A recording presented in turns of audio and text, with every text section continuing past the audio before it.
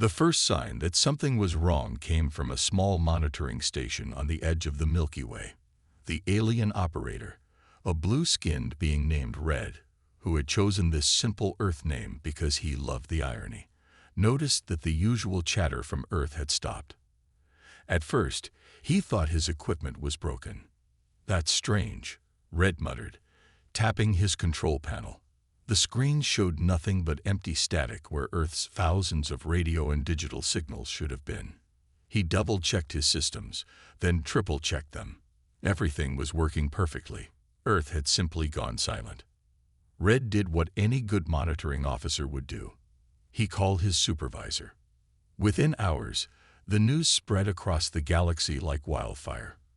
Earth, the noisy newcomer to the galactic community, had fallen silent. No radio signals, no digital transmissions, no quantum communications, nothing. In the Grand Hall of the Galactic Council, hundreds of alien representatives gathered for an emergency meeting. The massive chamber, with its crystal dome and floating platforms, buzzed with worried conversations. Earth had been part of the galactic community for only 20 years, but they had become important. Too important to just disappear. Order.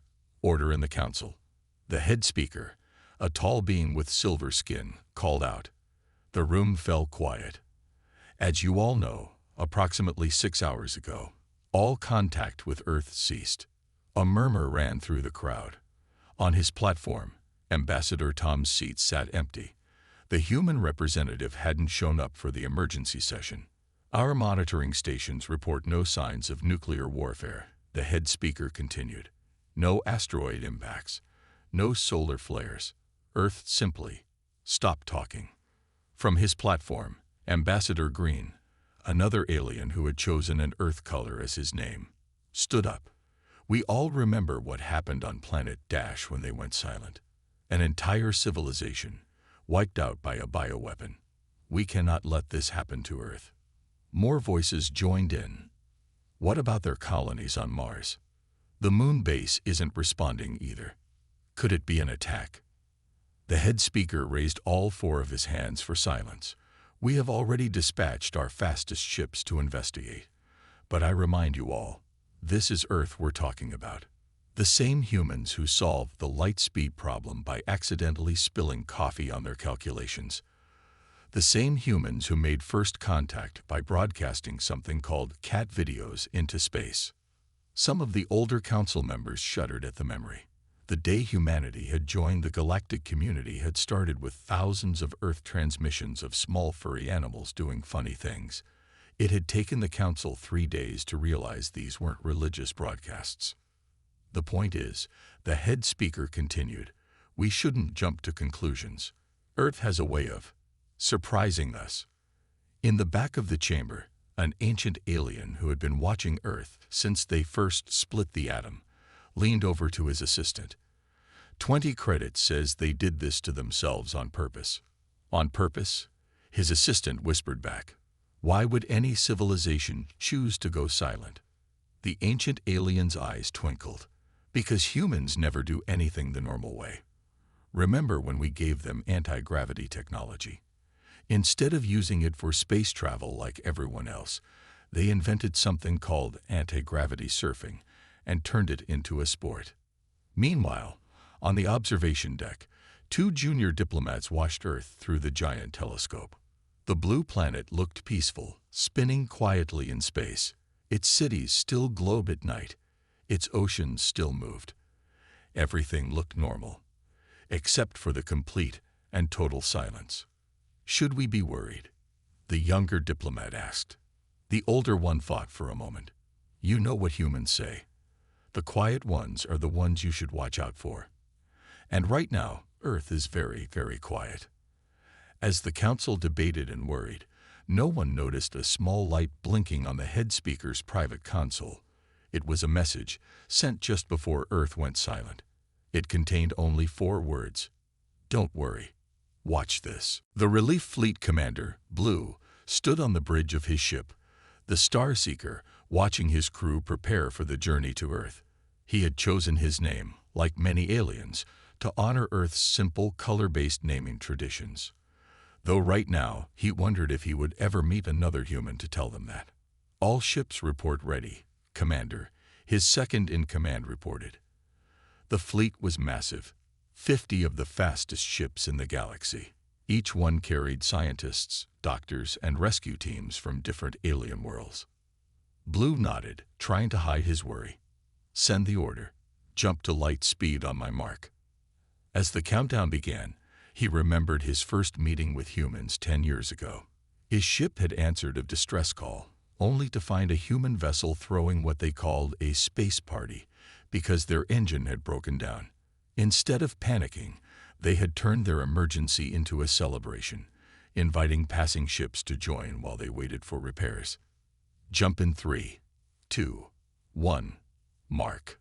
The stars stretched into lines of light as the fleet launched into faster-than-light travel. It would take them 12 hours to reach Earth, 12 hours of wondering what they would find. In the ship's mess hall, alien crew members shared stories about humans. Most species in the galaxy had at least one crazy human story. My cousin traded with them, a tall green engineer said. Humans wanted to buy our old mining robots. We thought they needed them for mining. But no, they organized robot fighting competitions instead. Another alien, a medical officer, laughed. That's nothing. Remember when they found out about our sleep pods? Instead of using them for long-distance space travel like everyone else, they tried to use them to skip Monday mornings. But under the laughter, there was fear. Earth had become too important to lose. They were the galaxy's problem solvers, the ones who thought differently. When the ancient spiral galaxy plague threatened millions, it was human doctors who suggested using modified Earth viruses, the common cold, to fight it. They called it fighting fire with fire, though no fire was involved. In the science lab, analysts studied the last known signals from Earth. Everything had been normal until it wasn't. Human entertainment broadcasts, their endless digital communications, their space traffic control beacons, all had stopped at exactly the same moment. Commander, a young scientist called out over the ship's comm. I found something strange in the last transmissions. Blue rushed to the lab. Show me. Look at this power reading. The scientist pointed to a chart. Just before everything went silent, Earth's power usage jumped by 500%. Then, nothing. Could it be a weapon? If it was, it's like nothing we've ever seen. There was no explosion, no radiation, just silence. As the fleet traveled through space, more reports came in from across the galaxy. Earth's trading partners were in panic. Thousands of business deals were frozen. Earth's famous entertainment shows had stopped mid-broadcast, leaving billions of alien fans desperate to know what happened next in their favorite soap operas. Blue called a meeting of his senior staff. We need to be prepared for anything, he told them. Remember the third rule of dealing with humans. Just when you think you know what they'll do something else. His security chief spoke up. Should we go in ready for a fight? Blue shook his head. No. The second rule of dealing with humans. They're at their most dangerous when you threaten them. We go in peaceful, but careful. And the first rule? A young officer asked. Never, ever think you've seen everything humans can do. Blue answered. I've seen them solve problems in ways that made me question my sanity. Once they fixed a spacecraft's navigation system with something they called duct tape and a good whack on the side. The fleet continued its journey through space, each passing hour bringing them closer to Earth. Through the ship's windows, the stars streaked by like rain. Somewhere ahead was Earth, silent for the first time since humans had learned to make radio waves. Blue watched the star maps, showing their progress. He remembered the strange message that had been sent just before the silence. Don't worry. Watch this. What are you up to this time, humans? He whispered to himself. What are you trying to show us? The fleet sped on through the darkness, carrying a worried galaxy's hope for answers. The first thing the fleet saw when they dropped out of light speed was Pluto's monitoring station. The small human outpost usually blinked with lights and activity. Now it floated dark and quiet against the stars. Commander Blue felt his heart sink. Any signals from the station? None, sir, his communications officer replied. But scanners show the power is still running. Life support systems are active. It's like everyone just walked away. The fleet moved deeper into the solar system, passing Neptune and Uranus. Each human outpost they found told the same story. Everything working, but no one home.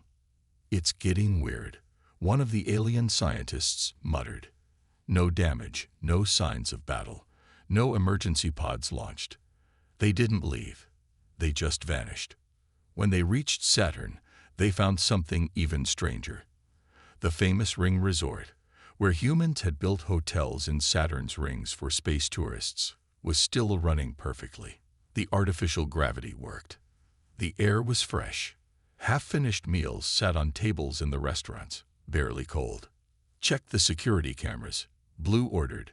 The recording showed tourists and staff going about their normal business.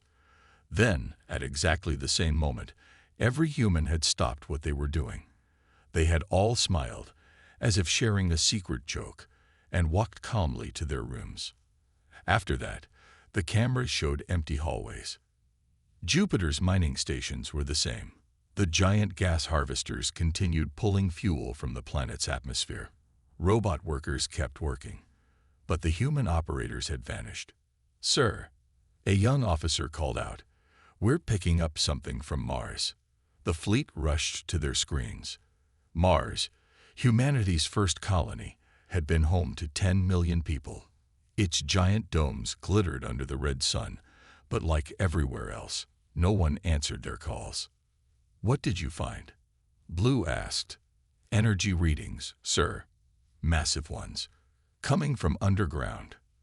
They sent probes to the surface. The Martian cities were empty but perfect, like museum displays of themselves. In the hydroponic farms, food was still growing. In the schools, lessons were still written on boards. In one house, they found a game of chess, waiting for the next move. "Look at these power readings," the science officer said, pointing to his screen. "Whatever's using all this energy, it's not the cities. It's coming from deep underground." As they approached Earth's moon, they found more clues. The famous Moon Base 1, humanity's first step into space, hummed with power. Its nuclear reactors were running at full capacity, but instead of powering the base, the energy was being directed somewhere else. "It's the same pattern," Blue's second-in-command noted. "Everything's working, nothing's broken, but all the power is being redirected. The question is, where?" Earth hung before them now, a blue jewel in space. Its cities still glowed at night. Satellites still orbited. Radio telescopes still turned, listening to the stars. But no human voices filled the airwaves. Blue gathered his fleet in Earth orbit. As the ships settled into position, he addressed his crew. "In all my years exploring space," he said, "I've learned one thing about humans. They love surprises. They love doing what we think is impossible. Whatever's happened here, I don't think it's a tragedy. I think it's their next big step." A junior officer raised her hand. "How can you be sure, sir?" Blue pointed to Earth below them. "Look at their world. Nothing's destroyed. Nothing's damaged. Everything's still running, just differently. Humans are messy when they're forced to do things. But when they choose to do something," he shook his head, "they plan it perfectly." As if to prove his point, they noticed something new. Every few minutes, a pulse of energy would travel through the planet's power grid, like a giant heartbeat. Whatever the humans had done, their world was still very much alive. "Prepare the landing teams," Blue ordered. "But remember, we're not here to rescue humans. I think we're here to witness whatever they're about to show us." The fleet hung in orbit, watching Earth's strange energy pulse grow stronger. Something was building down there, growing stronger by the minute. And soon, they would find out what humanity's great silence was all about. The landing ships touched down in New York City's Central Park. Commander Blue had chosen this location because it was one of Earth's most famous meeting places. As the ship's doors opened, the alien team stepped out into Earth's sunshine for the first time since the silence began. "It's so normal," said Green, the team's scientist. Birds flew overhead. Trees swayed in the breeze. A hot dog cart still steamed nearby, its robotic vendor happily offering food to no one. Blue led his team through the empty park. They passed joggers' watches and phones left on benches, still working, still connected to the internet that somehow kept running. A child's bicycle lay on its side, its wheels slowly turning in the wind. "Check your readings again," Blue ordered. The strange energy pulses they'd seen from orbit were stronger here on the ground.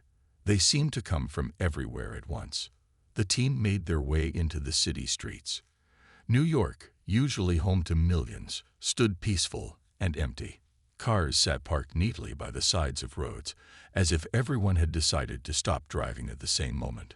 Traffic lights still changed colors, directing traffic that wasn't there. "Commander, look at this," called one of the team members. He pointed to a large screen in Times Square. Instead of advertisements, it showed a countdown timer. "Integration. 47% complete. Please remain calm. Everything is working as intended." Integration. Integration with what? Green wondered aloud. He checked his scanner. The energy readings are strongest near the subway stations. Blue made a decision. "We're going underground." The team descended into the subway system. The usual darkness was broken by new lights. Strange, blue-white lines of energy that pulsed along the walls and tracks. They followed these lights deeper into the tunnels. "These energy patterns," Green said, studying his readings, "they're not just power lines. They're carrying data. Massive amounts of data." They found their first real clue in an abandoned subway car. A tablet left on a seat was still working. On its screen, a message board showed the last conversations before the silence. "Is everyone ready? Can't believe it's finally happening. See you all on the other side. Remember to smile when it starts." The last message was the same one sent to the Galactic Council. "Don't worry. Watch this." Following the glowing lines, they discovered something that wasn't on any city map. A new tunnel, heading deep underground. The walls were covered in technology that mixed human computers with something far more advanced. "This is impossible," Green whispered. "These components, some of them look like quantum processors, but they're using technologies we've never seen before. The humans somehow combined parts from a dozen different alien civilizations with their own tech." The tunnel led them to a vast underground chamber. Here, finally, they found what had happened to all the people. Rows upon rows of sleek pods filled the space, each one humming with power. Through the clear tops, they could see humans lying peacefully, smiling in their sleep. "They're not dead," Green announced, checking the nearest pod. "Their bodies are perfectly preserved. Brain activity is off the charts. But these readings, it's like their minds are somewhere else." Blue touched one of the pods. The surface lit up, showing information about its occupant. "Status. TRINSFER. N progress. Con CUUS and ES. UPLOAD. 47% complete. Neural network integration. Stable. Physical form. Maintained. Upload." Blue read aloud. "They're not gone. They're uploading themselves. All of them." A large screen on the wall suddenly activated. A message appeared. "Hello, friends from the stars. Don't worry about us. We're not in danger. We're evolving. When the integration is complete, we'll explain everything. For now, just know that humanity is about to change forever. We hope you'll stick around to see what we become." The aliens stood in silence, watching the pods pulse with energy. Above them, through miles of rock and metal, New York City waited empty. And in every city, in every country, in every human colony across the solar system, the same process was underway. Humanity wasn't dying. They were transforming. And the galaxy was about to witness something entirely new. Green checked his scanner one last time. Integration 48% complete, he read. Whatever they're becoming, we'll know soon enough. The news spread across the galaxy faster than light speed. Humans weren't gone. They were changing themselves. As Commander Blue's team continued exploring the underground facility, more alien ships arrived in Earth's orbit. Everyone wanted to witness whatever humanity was becoming. Integration, 73% complete, flashed on screens worldwide. The strange energy pulses grew stronger with each passing hour. In the underground chamber, Green made an important discovery. He found a computer terminal that still accepted commands. After some work, he got it to display the project files. "Commander, you need to see this," he called out. "They're calling it Project Unity. Look at the date stamps. They've been planning this for years." Blue read through the files, his eyes growing wider. They took technology from every alien species they met. Trading agreements, cultural exchanges, scientific partnerships. They weren't just learning about the galaxy. They were gathering pieces for this. The files showed how humans had taken quantum computers from one species, energy systems from another, and biological preservation technology from a third. Like master builders, they had combined these pieces with their own innovations to create something entirely new. "But why?" asked another team member. "Why would they want to upload their minds?" As if answering the question, a hologram appeared in the center of the chamber. It showed Earth, but not the Earth they knew. This Earth was covered in glowing lines of energy, connected to vast networks stretching through space. They're not just uploading themselves, Green realized, studying the plans. They're building a network, a massive planet-sized network where their minds can live and work together. They're turning Earth itself into a living computer. More discoveries followed. In another chamber, they found thousands of robots being assembled. These weren't ordinary machines. They were bodies, waiting to be used. The plans called them physical interfaces. "Look at this," Blue pointed to a section of text. "These robots will let them switch back and forth. They can live in the digital network, or use these bodies to walk around in the physical world. They're not abandoning their physical existence. They're giving themselves a choice." A junior scientist ran into the room. "Commander, we found their research notes. You won't believe this. They got the idea from watching their cats." "Their cats?" Blue asked, confused. "Yes, someone noticed how cats always seem to be half asleep but still aware of everything. Humans wondered, what if they could exist in two states at once? Awake but dreaming, physical but digital, individual but connected." Green checked his instruments. Integration, 85% complete. Whatever they're becoming, we'll see it soon. In the pod chamber, something new was happening. The energy pulses had changed tone. They were faster now, more excited. Through the clear tops, they could see the sleeping humans smiling wider. "Look at their brain patterns," Green said, pointing to the monitors. "They're not just connected to the network. They're building it as they join it. Each mind adds to the whole, making it bigger, stronger, more complex." Blue touched one of the pods again. The display showed more than just status now. Physical form, stable. Mind integration, CCCEs as feeble. Individual QONCIOUs SNES. Preserved. CESS. Active. QURENT location. Everywhere. Everywhere. Blue read aloud. How can someone be everywhere? The answer came from all the screens at once. Words appeared, then changed, as if many people were typing together. "Because we are no longer limited to one place. We are in the network. We are in the machines. We are in the energy fields. We are still ourselves, but we are also together. And we are almost ready.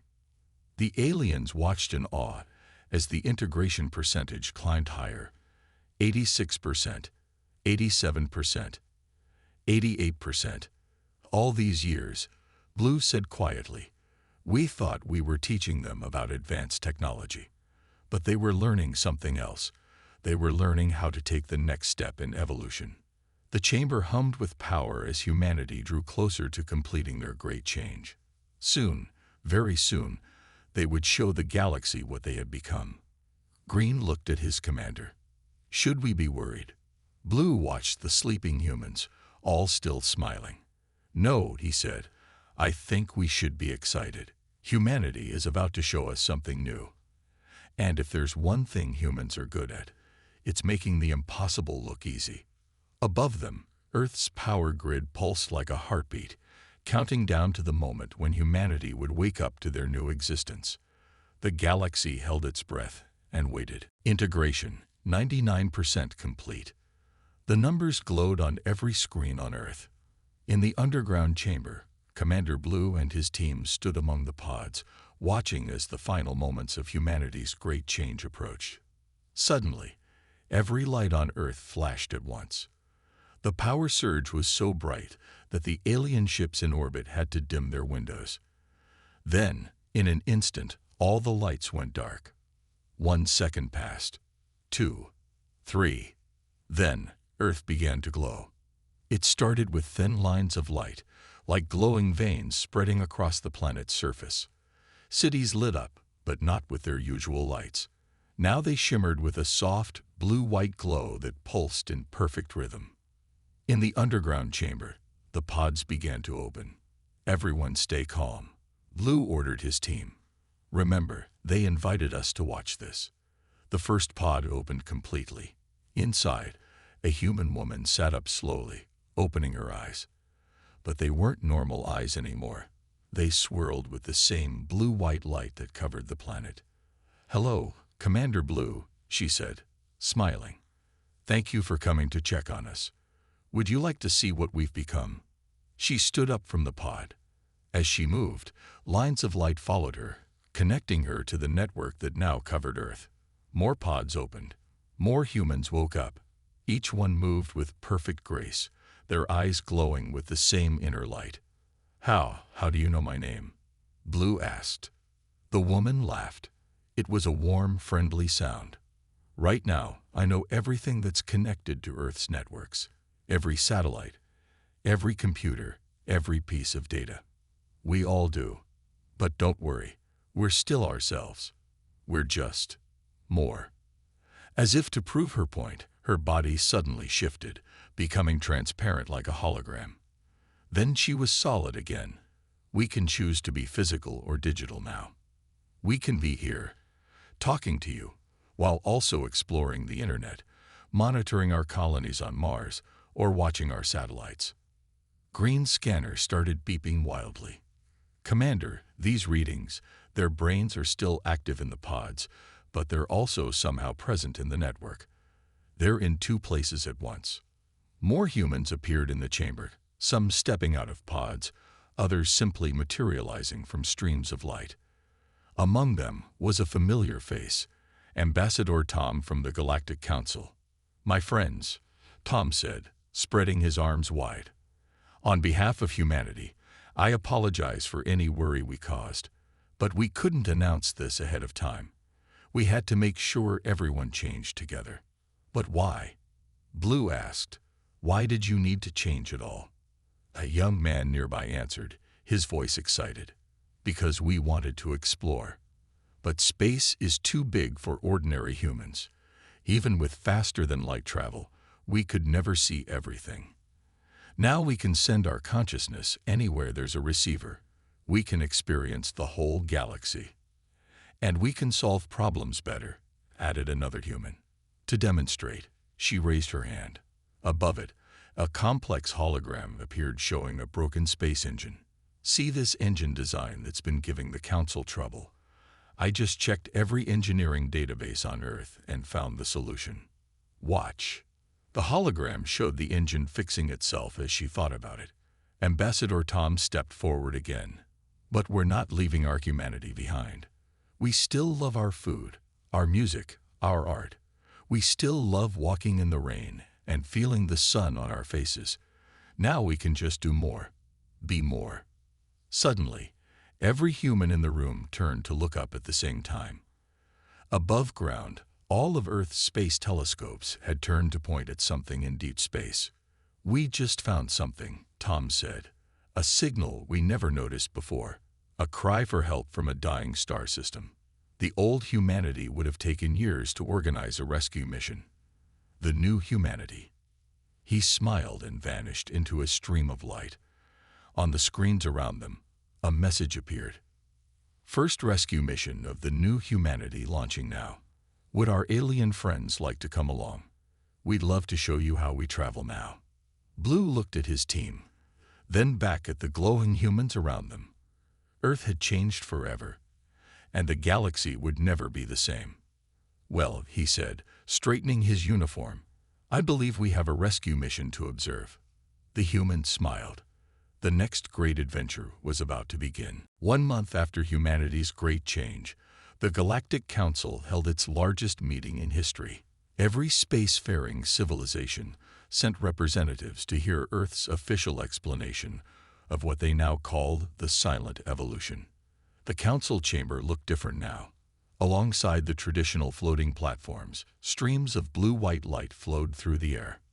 Through these streams, thousands of digital human forms came and went, attending the meeting without leaving Earth.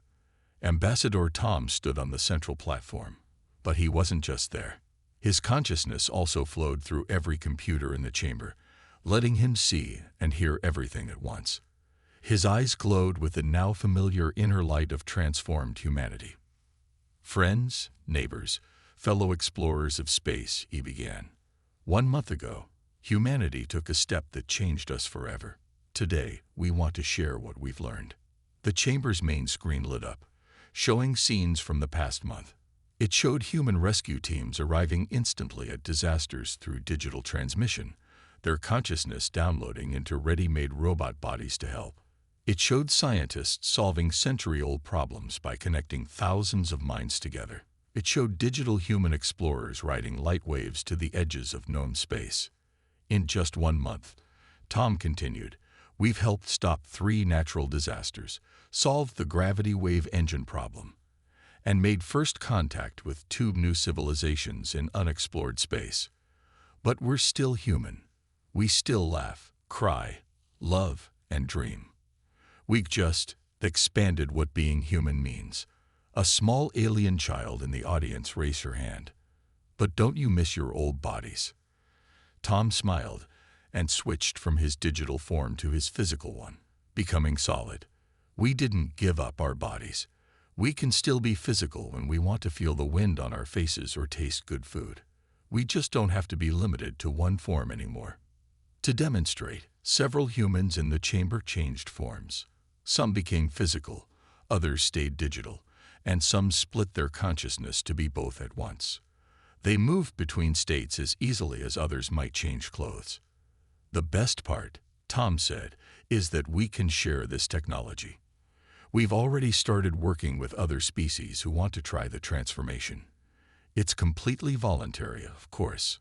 Some of our own humans chose to stay traditional, and we respect that choice." In the back of the chamber, Commander Blue watched with pride.